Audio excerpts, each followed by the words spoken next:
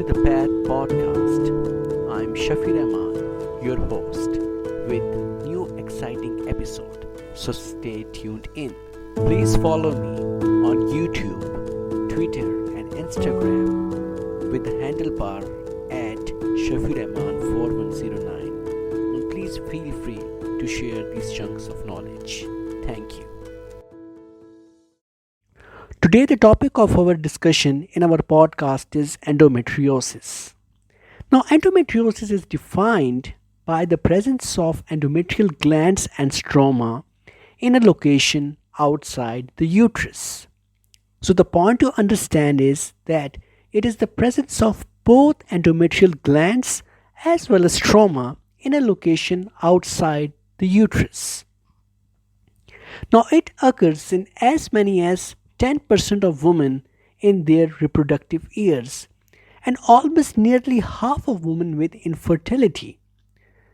So endometriosis is frequently multifocal and often involves pelvic structures like ovaries, pouch of Douglas, uterine ligaments, tubes and rectovaginal septum.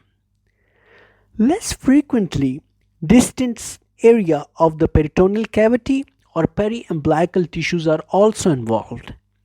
And some of the uncommon sites which are distant from uterus needs to be worth mentioning is, for example, it can spread to lymph nodes, it can go towards lungs and even heart. Skeletal muscles and bones may also be affected with this endometriosis. So before going into the morphology and the clinical features, we have to understand that there are 4 different hypotheses that have been put forth to explain the origin of dispersed endometriotic lesions. And all of them seems viable in one way or another way. So the name of the hypothesis is number 1, regurgitation theory. The second one is benign metastasis theory. The third one is metaplastic theory, and the fourth is extrauterine stem progenitor cell theory.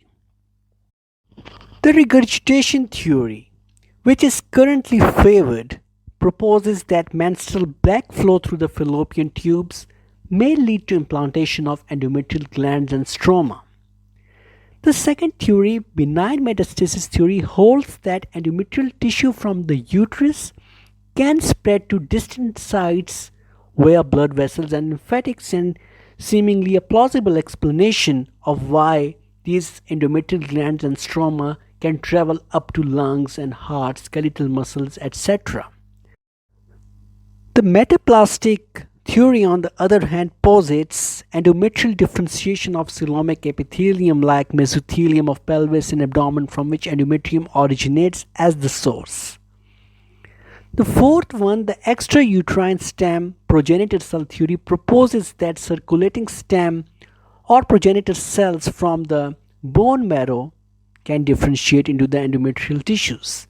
So these are the 4 hypotheses which we have to keep in our mind before understanding that what endometriosis is all about. Now, studies suggest that endometriotic tissue is not just misplaced but is also abnormal.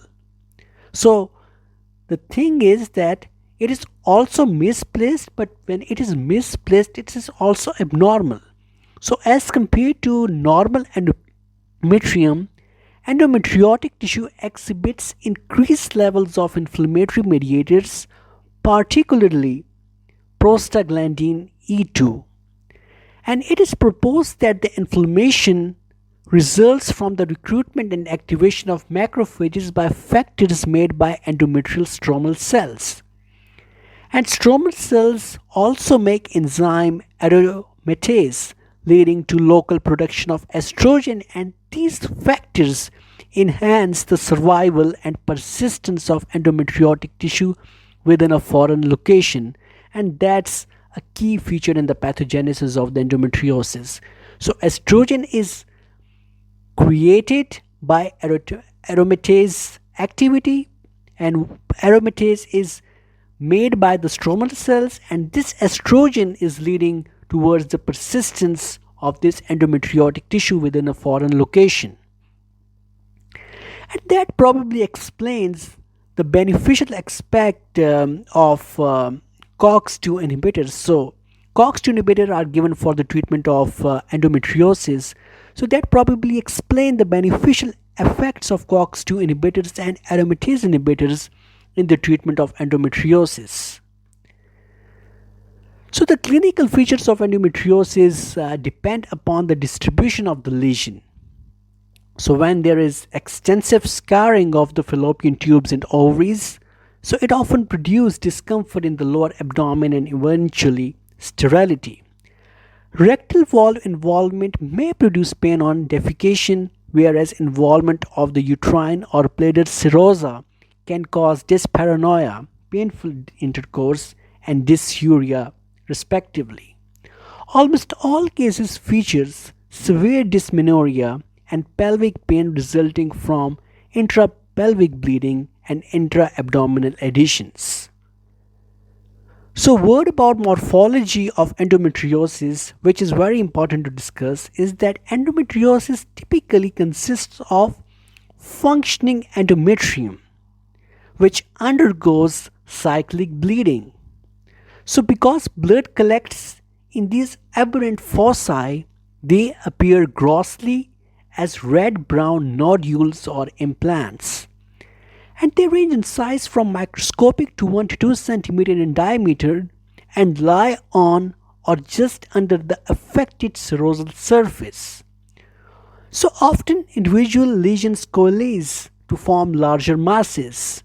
So when the ovaries are involved, for example, the lesion may form large blood-filled cysts that turn brown as the blood ages, and that is classically called as chocolate cyst. So with seepage and organization of the blood, widespread fibrosis occurs, leading to adhesions among pelvic structures, sealing of the tubal fimbriated ends, and distortion of the fallopian tubes and ovaries. And the diagnosis depends on finding both endometrial glands and stroma at sites external to the endometrium. And this concludes our podcast for today. For further questioning related to the topic, feel free to email me at shafirehman@hotmail.com.